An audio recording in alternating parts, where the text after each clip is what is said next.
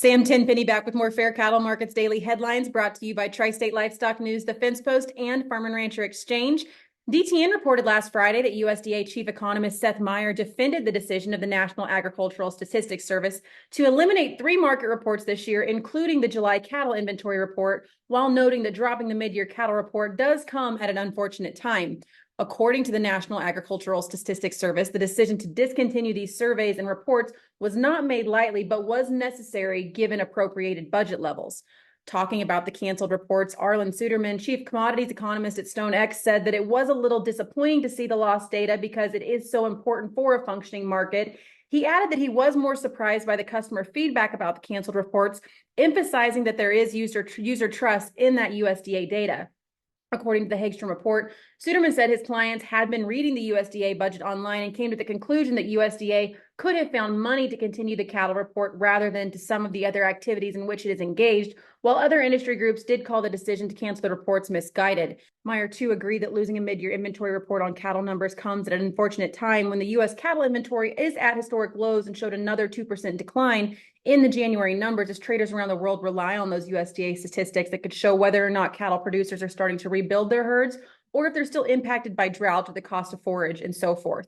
According to Suderman, there is a sense of betrayal about this decision. The American Livestock Markets and Dealers Association reported that interstate movement requirements have changed for some classes of cattle, emphasizing that if you are shipping beef or dairy cattle interstate, that you need to check the requirements of the source and destination state veterinarians before shipping.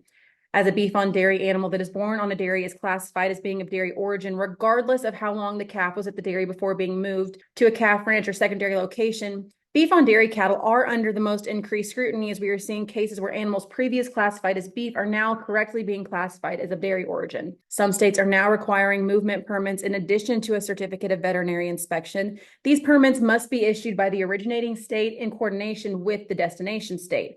Marketers can initiate a permit by contacting their state veterinarian, who can also provide any additional movement requirements for interstate livestock shipments. The South Dakota Searchlight reported that ranchers urged U.S. Senators John Thune of South Dakota and John Bozeman of Arkansas to consider grasslands and cattle and not just crop support as they finalize federal legislation that will govern many agricultural and food programs for years to come. The feedback came as the senators fielded questions from various agriculture and conservation groups during a Friday listening session at a Valley Springs area farm. The federal farm bill is officially known as the Agriculture Improvement Act and covers everything from farm credit and crop insurance to nutritional programs and conservation. The most recent version, which was enacted in 2018, and various subsidies and programs have been outpaced by inflation. The bill was set to expire, but has been extended through September 30th as Congress works through disagreements over the current legislation. The forum attracted commodity groups in the corn, soybean, wheat, dairy, pork, poultry, and sunflower sectors, all of whom want stronger crop insurance. Senator Boozman, the top Republican on the Senate Ag Committee, acknowledged the importance of conservation, but said crop insurance should be the focus. He said every acre taken out of production and conserved is less income for small towns, commenting that there needs to be more farm in the farm bill. The session's rhetoric shifted when South Dakota Cattlemen's Association President Warren Samans stood up and added that members are looking to see a little more ranch in the farm bill as well. Seaman spoke of ranchers' role in grassland conservation and stressed the importance of plentiful grazing acres while lobbying for the inclusion of beef in farm bill nutrition programs and for electronic cattle traceability funding to manage disease outbreaks better.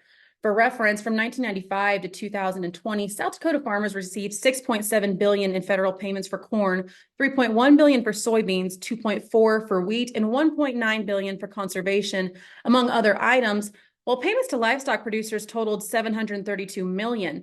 This contrast has left ranchers feeling sidelined in agricultural policy. Austin Havlick is an ag lender, a rancher, and member of the Cattlemen's Association. He said that ranchers are coming to his office and asking for bigger loans for more cattle to pay the bills when the federally subsidized program was originally created to insure against declines in the livestock market price. Tensions between farmers and ranchers sometimes arise when policies that favor crop subsidies encourage the conversion of grassland to cropland or reduce the areas of grazing for livestock, but Thune reassured that balancing those interests can still be achieved within the framework of the Farm Bill. That's all for now. We'll be back next week with more Fair Cattle Markets Daily headlines.